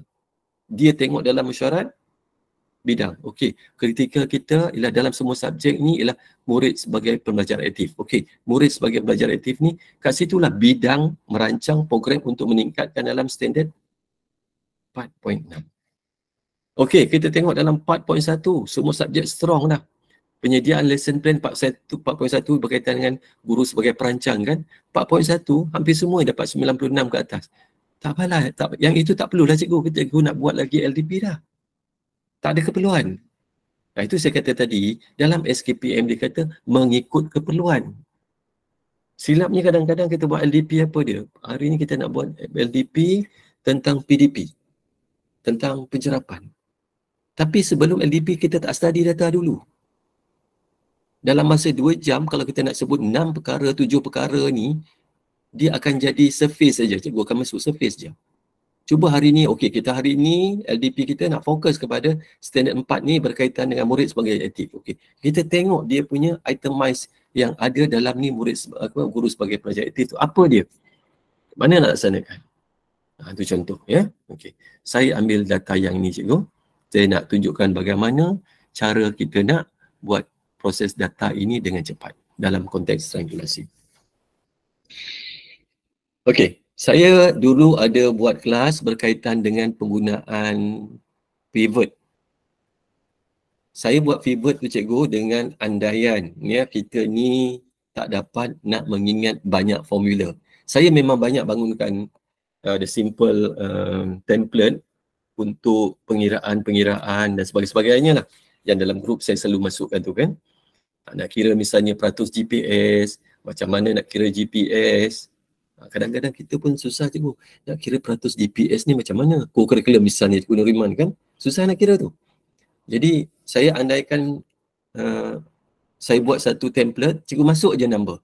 Cikgu masuk je number tu, misalnya A berapa orang, B berapa orang, C berapa orang tu, dia akan keluar GPS dan keluar terus peratus GPS. Dan keluar dengan graf sekali. Itu yang kita nak cuba bantu. Sekurang-kurangnya benda ni, PK Koko, ketua bidang, tak perlu minta, semua nak minta pada guru data. Tak mampu je guru data nak buat semua. Kemudian kita tak boleh tengok juga secara deep kan keperluan kita sendiri. Okey, hari ni sebenarnya saya nak tengok untuk tingkatan 4, tingkatan 3, kita nak tengok tingkatan 3 ni pattern dalam pentadbiran bilik darjah untuk subjek matematik. Besok kita nak minta subjek lain pula. Jadi kita akan sentiasa mengharap pada orang aja untuk kita mendapatkan maklumat. Jadi skill ni kena ada, at least basic kena ada bagaimana nak proses. Dan satu caranya ialah kita gunakan pivot. Pivot is tak ada formula. Ini paling mudah sekali. Saya sebenarnya terfikir dulu macam mana saya dapat mudahkan rakan-rakan kat sekolah supaya kita tak perlu nak ingat banyak formula. Memang dalam Excel ni dia very powerful cikgu. Very powerful. Saya dulu masa buat degree dulu, saya buat geografi.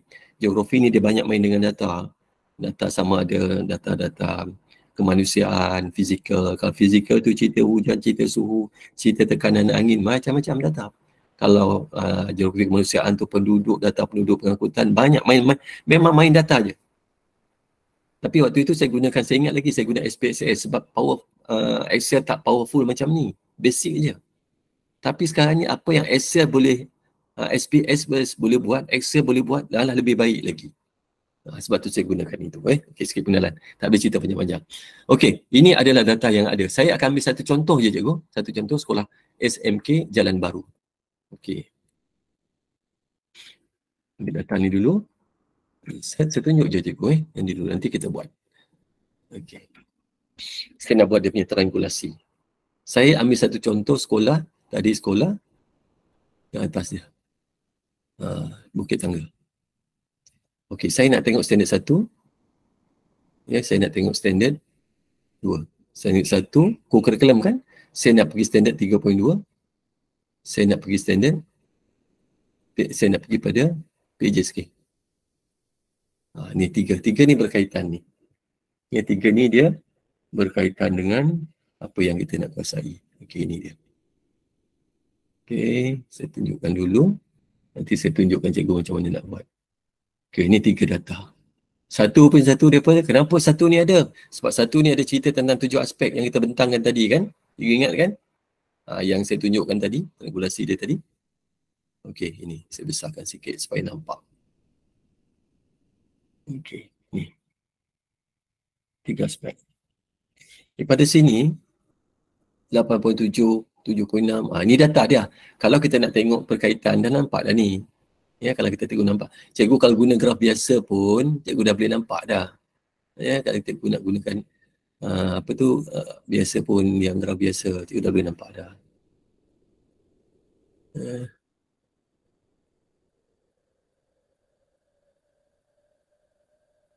Tak boleh, kita pergi kat sini sekejap ya.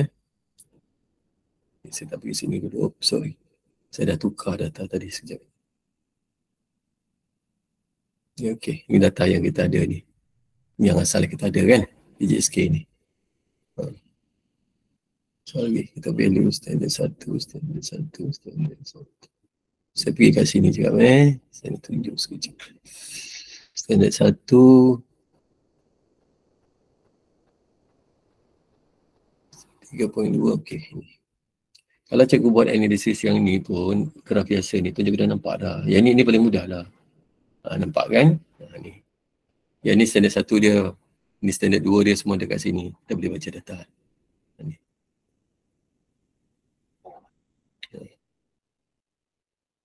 Tunjuk dulu. Ni paling mudah lah. Ni kalau kita tengok ni. Ni PJSK dia kan? Nampak?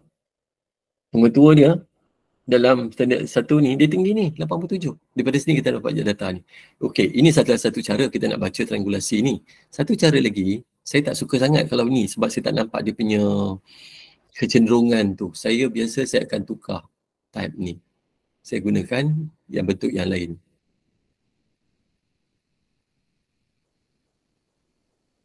Ni, kalau kita tengok ni. Saya suka gunakan ni. Ni. Nampak macam, itu yang saya tunjuk hari tu kan, masa dalam grup saya dah tunjuk macam mana kita baca data ni. Ini triangulasi lah ni. Okey, kita macam mana nak bentang triangulasi ni. Okey, saya tandakan dulu. Mari kita buat sama-sama. Nampak. Ini adalah dia punya pencapaian dia yang paling tinggi lah kat luar ni. Ya, dia punya tu. Kita kalau cikgu ada KPI pun, cikgu boleh letak KPI kat sini. Cikgu boleh letak KPI. Tengok data apa yang kita ada. Kehadiran SPM lulus. Okey. Data SPM. Saya ambil dalam koko je. Lepas ni kita pun tak ambil keseluruhan. Okey. Cikgu nampak kan? Pattern data yang kita tengok ni, semakin dia jauh ke dalam, mengarah titik pusat dekat sini, dia kurang baik lah. Nampak ni. Ni dia mengarah keluar. Dia nampak dia punya pattern dia tu kan, dia tidak seimbang kan? Cikgu nampak tak seimbang kan? Dia pencong kat sini.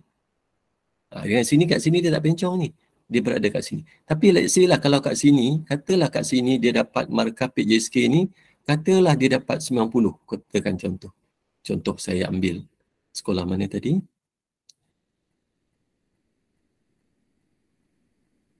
Sekolah Tangga Batu. Okey, kita ambil sekolah yang lain pula. Contoh saya ambil sekolah yang kedua. Ni data. Nampak? Data sekolah ni dia lebih balance kan? Saya terpaksa gunakan macam ni cikgu sebab saya kat PPD gunakan data banyak sekolah. Jadi saya nak tengok data sekolah senang je. Saya tengok nampak ni. Kalau kita tengok apa beza dia antara sekolah SMK Jalan Baru dengan SMK dengan Bukit Tangga ni tadi. Apa bezanya kalau kita tengok? Ni, tengok. Dia pencong kat sini. Dan kalau kita tengok juga satu sekolah yang lain, tengok Sungai Mas, okey, apa jadi? Dia sini. Ya, sini tetap tinggi, nampak dia tak ni berbanding dengan yang kedua. Okey, inilah kita panggil sebagai triangulasi data. Contoh. Ini kita ambil satu contoh dalam co-curriculum je. Contoh. Pertama. Okey. Yang kedua, saya gunakan data yang sama juga.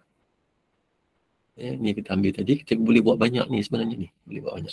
Saya ambil data yang sama, saya nak tengok antara standard 1, standard 3.3 dengan kehadiran. Nanti saya nak cikgu buat. Okey, alright. Cikgu, sekarang cikgu buka Excel. Saya bagi simple aja hari ni cikgu, bagi idea je.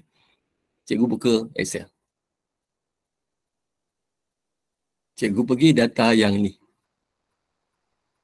Cikgu masalah okey tak? Okey. Okey, boleh buka data ni dulu. Cikgu buka data ni dulu. Cikgu tak adalah banyak sekolah ni, tapi tak apa. Nanti kita akan baca satu sekolah je. Sebab saya andaikan nanti kalau cikgu ada nama cikgu, ada apa pun cikgu boleh gunakan elemen yang sama. Nama cikgu, nama kelas dan sebagainya. Kalau rakan-rakan saya di PPD, jadi tuan-tuan, terima kasih Tuan Tafri, ada kat sini kot. Ya. Saya sebenarnya cikgu-cikgu kan bila ada SIP dalam ni, saya sebenarnya rasa gigil juga lah ni. Saya rasa gigil juga sebab rakan-rakan saya SIP tu yang lain-lain tu memang di lapangan saya tengok cukup mantap lah. Ya. Saya mungkin boleh cerita kat sini je cikgu. Tapi rakan-rakan saya macam Tuan Safri di Lipis, saya tahu dia banyak bantu dan saya banyak belajar pada dia. Banyak pada dia. Terima kasih Tuan sebab saya banyak ambil ilmu daripada Tuan untuk ini. Ya. Okey cikgu, macam mana kita buat? Ini paling simple sekali. Nanti cikgu boleh apply untuk tempat-tempat yang lain. Ya, kalau cikgu ada masa nanti, cikgu beritahu aja. Kalau malam biasanya saya boleh buat kelas. Cikgu nak buat apa tu, ada aspek-aspek lain kan boleh insya-Allah. Okey, dah keluar data ni, Cikgu Masrah? Boleh ready? Boleh ready? Ya, keluar dah YM. Okey, alright. Sekarang cikgu tengok data cikgu yang ni. Kita nak jadikan peringkat 1, cikgu kan, saya tulis nota sikit cikgu tak payahlah tulis kat situ. Cikgu jadikan dia nanti dalam video cikgu senang nak nampak. Jadikan dia sebagai pivot table. Cikgu ambil ni. Langkah pertama ni saya nak jadikan dia dalam bentuk pivot table. Macam mana jadikan pivot table ni? Cikgu klik je kat mana-mana ruangan sini. Tak kisahlah selagi dia dah dalam blok ni cikgu boleh klik. Cikgu boleh drag kelas sekejap sikit boleh cikgu? Sampai pukul 12.1 kot. Paling-paling 12.45 lah, saya try. Sebab cikgu ada hal-hal lain kan, saya okey je. Okey, kita nak jadikan ni dulu. Perkara yang pertama ni dulu. 1, jadikan pivot table. Cara nak jadi pivot table, cikgu klik dekat mana-mana bahagian. Cikgu tekan control dalam kita punya komputer ni, tekan control. Sudah? Tekan control, tekan T, table. Tekan control, tekan T. CTRL tu, ya. Okey, dia akan keluar satu pop-up menu macam ni. Dia akan separuh komputer tu yang kalau komputer version 2010 kot, dia tak ada yang ni. Tapi tak ada masalah. Kalau ada ni, cikgu klik je kat sini ya. Kalau tak payah. Okey, cikgu klik. Lepas tu okey. Okey, bila kita okey je, cikgu nampak kan pattern ni berubah kan. Daripada yang ni dia tadi, dia jadi bentuk yang macam ni. Dia ada nampak anak panah ni. Dan bila kita baca ni je, cikgu dah tahu dah. Saya bagi key pada cikgu. Bila ada macam ni dia jadi database. Dia dah boleh urus dengan cukup senang, cepat, pantas. Saya sebenarnya memang nak promote yang ni cikgu guna kat sekolah ni, pivot ni sebab dia mudah. Ya, sebenarnya kalau dalam ikut dia sebenarnya dia banyak lah ya. Saya ikuti kelas ni secara bersemuka dulu di KL ada 2 kali. Tapi kelas dia mahal cikgu. Satu hari saya pergi 3 jam, 4 jam. Saya bayar 580 daripada 3 jam tu untuk kelas pivot. Tapi dia jauh ke dalam lah. Dia pergi sampai kita buat VBA tu yang kita boleh buat software tu kat situ. Ya, tapi hari ni tak apa, kita basic aja cukup. Alright, cikgu bila dapat ni sudah? Cikgu Nuriman okey tak? Boleh cikgu Nuriman? Okey, YM. Okey, sampai sini Okey, bila dapat sini, cikgu dah buat kat sini counter table ni, cikgu tekan lagi. Cikgu nampak perkataan insert atas ni? Insert. Perlu klik pada insert. Ada file, ada home, ada insert. Klik pada insert.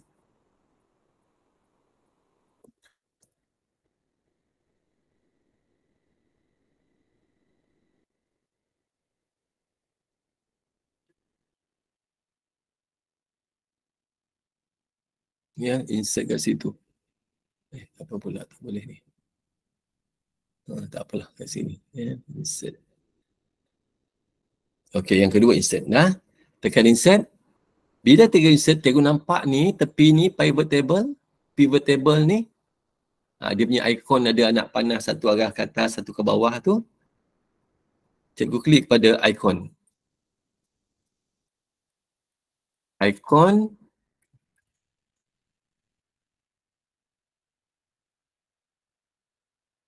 pivot table. Klik pada situ. Ni insert ke pivot table. Klik. Bila cikgu klik aja kat situ, okey sekejap insert pivot table. Nampak yang ini keluar. Satu create pivot table keluar.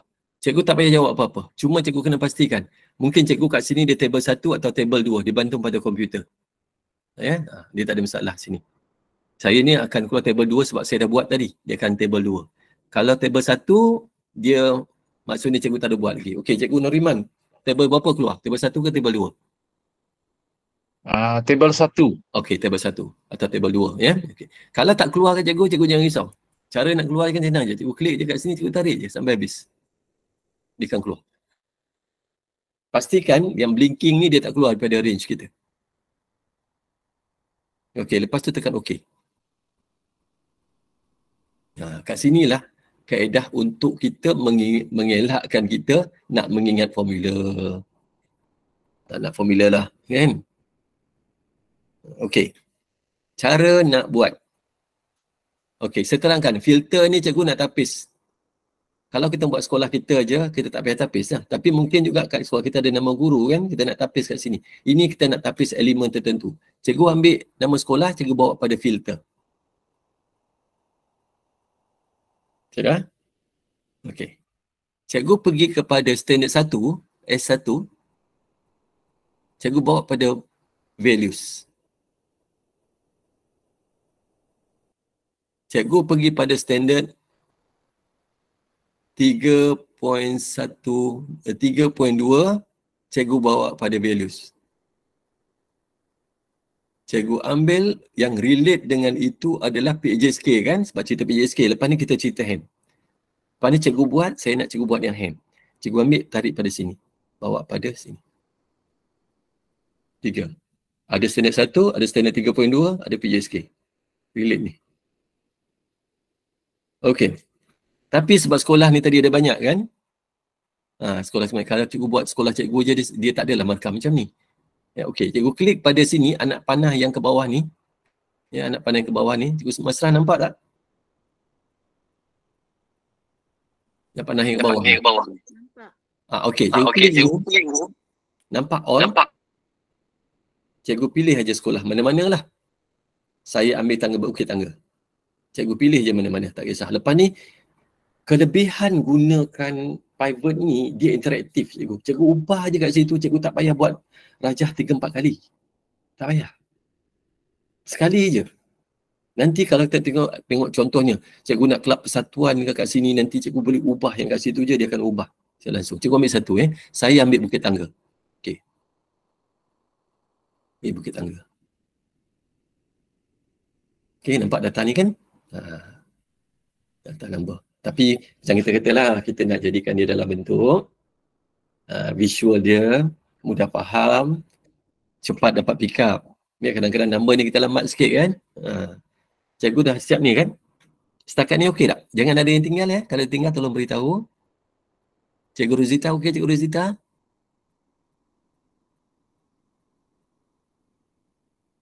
Cikgu Rosita okey tak? Respon dia. Kawan saya, Cikgu Lily daripada PPD Song. Dapat cikgu? Dapat puan? Dapat. Okay, alright. Okay. Bila pergi kat sini, kita nak tukar terus jari graf. Dia terpulang pada cikgu nak buat graf apa. Tapi bila kita triangulasi, biasanya kita akan buat satu elemen, semua elemen dalam satu bentuk satu rajah macam tu. Okey, kita dah siap dah data dah ni. Ya. Kalau nak cikgu nak tukar sekolah lain pun boleh. Tiba-tiba nak pilih lah Sungai Mas lah boleh. Dia keluar lah Sungai Mas. Ya. Jadi kalau rakan-rakan saya di PPD, data bentuk yang macam ni sangat berguna. Kita tak payah buat banyak. Dalam mesyuarat pun yang on the spot kita boleh bentang ni. Ya. Sebab tu saya kadang-kadang dalam mesyuarat PPD, saya separuh tu saya tak bentang dalam PowerPoint. Saya bentang dalam bentuk apa je, dalam bentuk template macam ni je. Mudah, cepat. Ya. Okey. Peringkat yang ni seterusnya kita nak buat graf. Kita nak graf apa? Kita tentukan hari ni kita nak graf radar tu. Okey, cikgu klik je mana-mana dekat sini. Pergi pivot chart. Ni yang atas ni. Cikgu jangan ambil yang lain ya, pivot chart. Klik pivot chart. Okey, bila pivot chart cikgu keluar, dia akan keluar, the first one is keluar dummy dulu bentuk yang macam ni. Cikgu nak gunakan ni boleh tak? Boleh, tak ada masalah. Ya, boleh masalah. Tapi biasanya kalau kita tengok macam saya kata tadi, bila dalam keadaan apa tu, kita nak tengok tendensi kan, kita nak tengok dia punya kaitan tu, kita ambil satu rajah yang sama. Ya, kat atas macam ni. Okey, tak apa. Cikgu klik je sini. Tak apa, klik je dulu. Ataupun kalau cikgu rasa nak ambil yang macam saya kata tadi, pergi analyze, pivot chart, cikgu pilih yang ni, radar.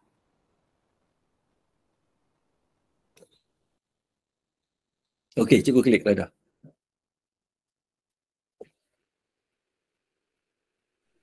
Garis lurus. Apa yang nampak? Garis lurus. Dia tak nampak apa kan? Ini yang kita kadang-kadang kita jadi panik, tak ada keluar apa pun. Sama juga yang ni cikgu. Yang ini kita kena tukar dia punya row dan kolom. Cikgu jangan panik. Pergi je kat sini kan, cikgu klik row dan kolom. Dia akan keluar ni balik. Dia akan keluar. Dia keluar. Okey, cikgu Nariman, okey dapat tak?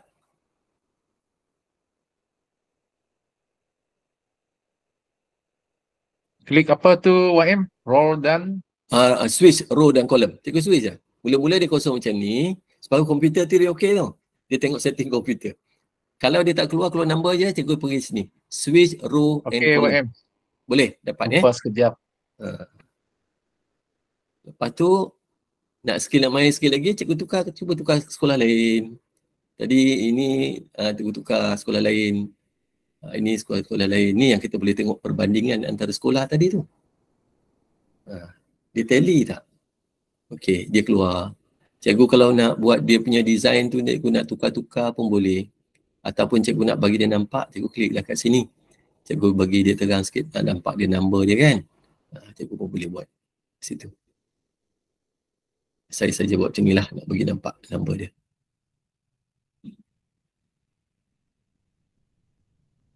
Oh bukan, saya tak patutnya macam tu. Saya nak tandakan dari segi dia punya nilai.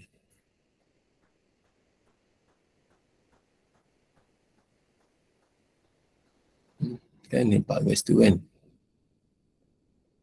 Add label. Ni dah tambah dia punya tu. Hello, Azram. Salam, Azram. Nanti saya call balik. Saya ada online lah. Baik. sorry. Nanti bang call balik. Baik. Okey. Sorry. Okey, dia nampak kan? Ni. Yang kita mungkin nak fokuskan kat sini lah cikgu, yang number ni tadi. Ya. Cikgu boleh highlightkan kat sini. 7.5.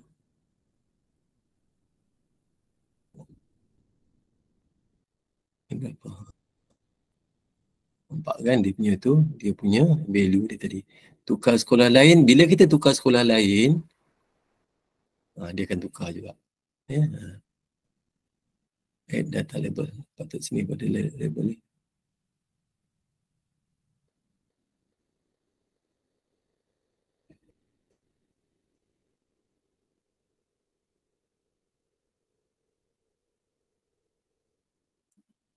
Okey. Alright. Dah. Okey, saya nak cikgu buat sekarang. Sama-sama kita buat. Okey cikgu, balik pada sini balik. Cikgu gunakan rajah yang sama. Gunakan data yang sama. Saya nak cikgu cuba buat sekarang ni. Cuba triangulasikan antara standard 1 dengan cikgu punya standard 3.3 dengan kehadiran dan kelulusan SPM. Mula sekarang cikgu. Standard 1, kita nak kaitkan antara pengurusan sekolah, pengurusan HEM, ni pengurusan lagi tadi, cerita-cerita pengurusan kan, pengurusan sekolah, pengurusan HEM, kita nak tengok aspek kehadiran dan bagaimana kehadiran ni juga ada impak tak tentang SPM. Saya nak cikgu keluarkan untuk sekolah menengah kebangsaan SMK Sungai Emas. Cikgu mula sekarang. Dia ada 4 cikgu ya. Tadi 3 kan? Sekarang kita 4. Cikgu buat sekarang ya.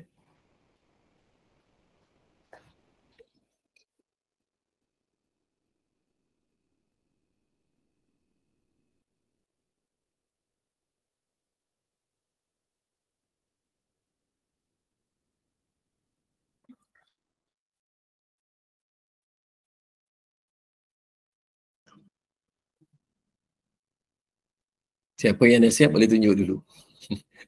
Siapa yang dah siap boleh tunjuk dulu kita nak tengok. Apa ni? Saya bagi simple je saya cikgu Jadi sambil cikgu buat saya cakap sikit lah. Cikgu nanti kalau cikgu nak buat kan, cikgu boleh keluarkan data apa tu? Cikgu boleh keluarkan data tahun 2021, 2020, 22 tak ada lagi kan? Cikgu boleh keluarkan data-data tu. Cara dia macam ni, mudah aja. Sebab data ni cikgu tak payah collect lagi dah. Sebab dia dah ada dalam SKPM. Kalau saya di PPD itu satu daerah tu lah, 51 sekolah, saya boleh tengok yang kat situ. Kat mana sekolah yang kita tengok markah pengetua guru besar dia tinggi, tapi kejadian dia tak ada. Bukan tak ada lah, maksud ni tertendah. Okey, yang dah siap? Cikgu Masrah, okey? Siap belum? Cikgu Masrah, 12 hari bulan tu jadi tak? Yang di bersemuka. Jadi, dah siap. Jadi kita buat pagi sampai pagi hingga 4:30. 4:30. Lamanya tu. Yang petang tu kita buat Apalah saya datang nanti saya flight saya. 12 kan? Ya, 12 Ogos. 12 Ogos. Dah siap Ryan? Dah siap, okey tunjuk. 2-3 saya nak tengok. Minta nak komen sikit. Siapa ni boleh cikgu boleh ni Cikgu boleh upload sekejap. Nanti kita nak komen sikit. Macam mana komen? Dia banner satu cikgu, tapi kita punya apa tu, macam mana kita menginterpretasi data ni. Itu yang paling penting. Ya, macam mana kita menginterpretasi data. Okey. Cikgu Masrah boleh tunjuk. Share.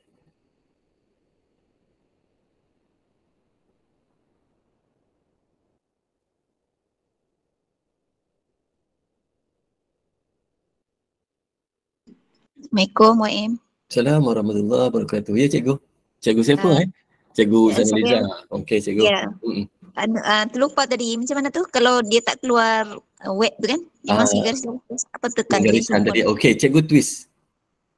Cikgu twist sekejap ya. Tadi insert. Ni sekejap. Tunjukkan. Tadi pergi sekolah sekejap cikgu saya tunjukkan sana, lepas tu 3.1. Standard 1. 3.2, 3.3. Lepas tu tengok kehadiran. Kita tengok SPM. Okey, paper chart. Cikgu pergi pada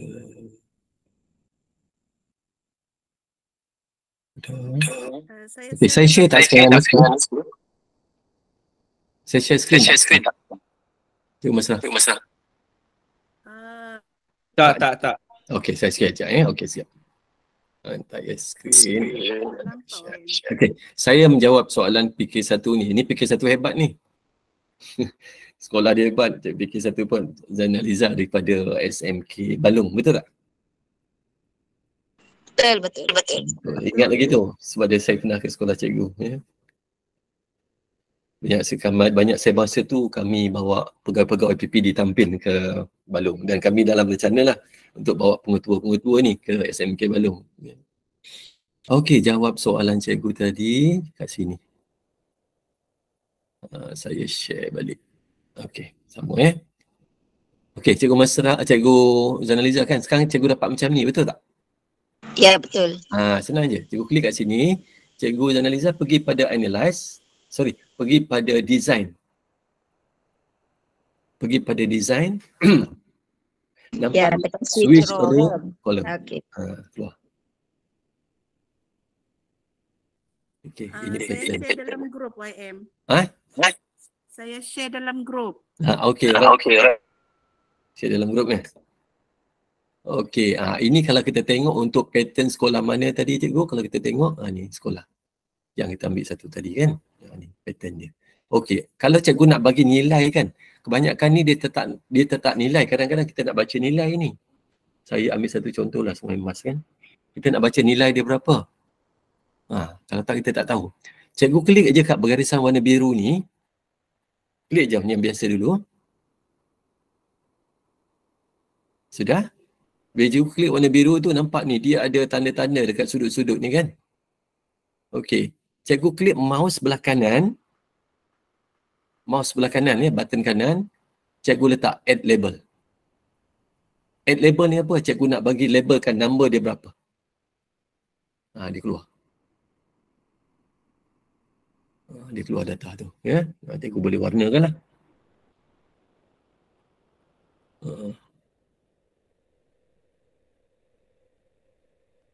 Nampak kan? Apa yang kita boleh nampak daripada data ni cikgu? Dia data. Cuma ada benda. Ya? Saya besarkan data. Ini pun kalau cikgu nak pindahkan dalam dalam PowerPoint pun boleh, tak ada masalah. Cuma PowerPoint nanti cikgu tak boleh nak ubah-ubah lah. Kalau nak bentangkan tu. Dia dah macam tu kan. Okey, apa yang kita nampak cikgu? Data ni.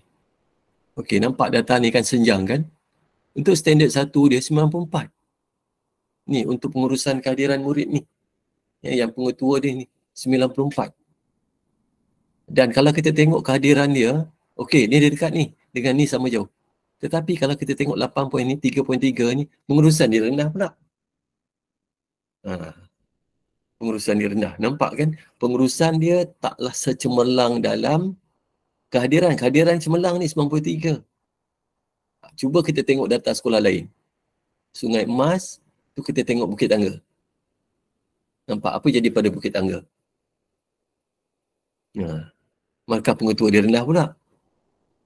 Kalau kita tengok 3.3, markah pengurusan HEM dia lagi rendah, 80.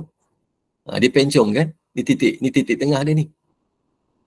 Makin jauh daripada titik tengah ni, dia makin, ni titik tengah. Makin dekat dia makin titik tengah dia kurang baik lah. Makin jauh daripada titik tengah dia baik. Okey, tapi kehadiran dia 96. Ataupun kita tengok data, tapi ni jarang berlaku lah. Dia jarang sangat ni akan berlaku. Biasanya dekat sini dia akan rendah ni. Kehadiran dia akan rendah. Kita tengok jalan baru. Ni jalan baru.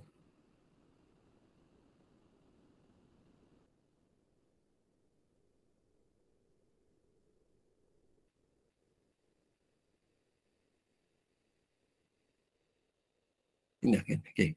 Dalam jalan baru ni, kalau kita tengok kemenjadian dia tu dalam kehadiran kan, kita nak cerita kehadiran tadi kan, 89. Ni nampak kan? Ni. Senja sikit lah. Tapi dalam kehadiran ni, kalau kita tengok dari segi pengurusan kehadiran, dalam kehadiran ni dia tidak mempengaruhi dalam pencapaian murid. Kehadiran dia 89. Tapi kita kata ni dah okey lah cikgu kan. Kita taklah kata exactly macam kita kata tadi. Tapi kalau senjang setakat 5%, saya ingat dulu mesyuarat pertama saya hadir tu, dia bentangkan data ni lah. Data keseluruhan. Itu pertama cikgu. Saya hadir mesyuarat ni tahun 2018 rasanya di kementerian. Dia dah tunjuk data. Tapi data ni, cikgu kan, saya ada simpan lagi dia. Dia tunjukkan nama sekolah tau. Nama sekolah mana data-data yang senjang dia besar. Mesyuarat tu pada tahun 3 tahun lepas sebelum COVID. Ditunjukkan nama-nama sekolah. Mana yang besar. Tapi kali ini di mesyuarat kementerian yang baru ni, yang dibuat baru ni, dia bentangkan yang sama, bentuk yang sama lagi. Jadi saya rasa yang ini kena kita bawa di peringkat pengurusan ni peringkat daerah, peringkat negeri, di peringkat sekolah. Okey, ini yang berlaku kalau kita tengok. Ni tak besar ni, okey lah ni kalau kita ni masih okey lagi. 93 untuk dia pengurusan apa tu, HEM dia 93. Tapi kehadiran dia 89. Beza sikit lah, 4%. So okey lah 4%, dia tak menunjukkan besar sangat lah cikgu. So inilah antara cara yang kita boleh buat. Jadi kalau cikgu ada data-data lain, cikgu boleh buat benda yang sama, triangulasi ini tadi. Kita balik pada yang asal, kita nak mengaitkan satu aspek dengan aspek yang lain. Inilah aspek satu ni, aspek berkaitan dengan pengurusan pengetua kan. Aspek yang ketiga ni pengurusan HEM. Pengurusan ni pula tentang dia punya kemejadian. Yang ni juga kemejadian. Dua ni adalah kemejadian. Dua ni adalah pengurusan. Inilah kita jawab tadi. Ini adalah berkaitan dengan pengurusan. Ini berkaitan dengan kemejadian. Yang pertama, saya tunjuk tadi cikgu. Yang saya tunjuk yang awal tadi. Yang ni tadi kan, yang kita tunjuk. Saya patah balik yang penting tunjuk tadi. Yang kita kata dia tidak ada correlate. Apa yang diulaskan oleh Nazir ni tadi. Nampak ni kan? Lepas saya tak ada skor. Dia akan berkaitan dengan rumusan ni. So, kalau cikgu ada data lain ataupun nanti saya akan tentukan bila saya buat kelas lagi, saya akan beritahu dalam grup. Yang tu tak payah daftar. Cikgu masuk je. InsyaAllah mungkin dalam kalau lama-lama tak boleh ni. Malam besok kot, saya try buat kelas ni satu. Saya lepas isyak lah je kot dalam pukul 9. Saya buka kelas ni satu. Kali ni kita tak bagi terangan ni, kita terus main dengan data je. Saya akan menipu pokok data dan cara kita untuk buat, fokus kita buat macam mana kita nak menginterpretasi data. Lanjutan daripada interpretasi data tu, apa kita nak buat. Di 3 peringkat yang tu. Okey, sorry sampai saya kena stop pukul 1 ni. Bukan sebab saya tak ke mana-mana hari ni. Tapi saya rasa cikgu ada program lain. Nanti terganggu masa cikgu pula. Ini pun saya dah ambil masa cikgu. Okey, Cikgu Lily. Kalau ada apa Cikgu Lily, silakan. Ada angkat tangan ya? YM, saya ya. Dapat dengar tak? Dengar. Okay. Okey. Tadi saya tengok slide yang ada standard 5 tu kan. Macam sebab dulu masa kami ada sesi dengan Nazir 2022 lah. Muka yang standard 5 tu bahagian kemejadian murid dalam akademik tu yang saya dapat macam ada berbeza. Ada yang terkini ke? Ada yang terkini. Saya ada dalam grup. Yang ni ialah terkini. Yang ni. Sebab yang terkini Puan kan boleh dia tak share ada lagi. Yang terkini. Nanti saya share dalam grup ya. Sebab yang terkini salah satu yang paling jelas sekali juga, locality dia tak ada dah. Locality tu kita dah buang. Ini yang final lah. InsyaAllah nanti saya dalam grup ya. Okey, cikgu. Terima kasih Puan. Okey, thank you. Nak melalui jalan raya Tuan. Boleh jalan darat kan? Darat ada 5 saja boleh akses. Kami sebenarnya ada satu program. Okey, Puan Lily kalau ada apa nanti keep in touch. Nanti saya hantar dalam grup ya. Ingatkan saya kalau saya lupa. Alright, thank you. Okay, terima kasih. Okey, ada apa lagi tak? Kalau tak ada, saya nak rumus.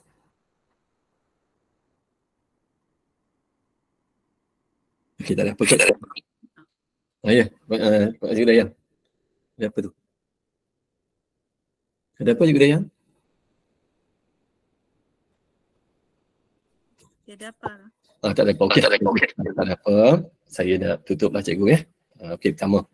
Saya buat hari ni basic je dulu. Sebab kalau nak buat kelas panjang, saya takut nanti mood kita. Dia kalau satu kajian menunjukkan cikgu, kalau dalam kelas online ni, dia tak boleh lama, tak boleh lebih pada 1 jam sebenarnya. Cikgu kalau tengok kan kelas-kelas ni dia akan 1 jam dia banyak kan. Bila dah masuk 1 jam setengah, 2 jam, dia akan drag mood kita. Biar kita buat selalu. So, hari ni saya pergi pada pengenalan, saya tunjukkan satu contoh. Malam besok saya akan buat satu kelas lagi pukul 9. Tapi saya akan hantar data awal. Tapi data ni data besar sikit.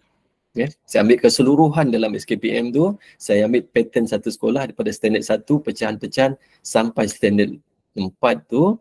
Dan saya akan baca daripada kemejadian. saya akan send pada cikgu, kita akan running dengan data tu. Ya, kita tak ada itu lah. InsyaAllah besok tu pun yang tu pun paling-paling pun 1 jam je kot, 1 jam lebih sikit je boleh habis kelas tu. Okey, yang kedua, saya ucapkan terima kasih kepada rakan-rakan kerana dapat bersama-sama dengan dalam program kita hari ini.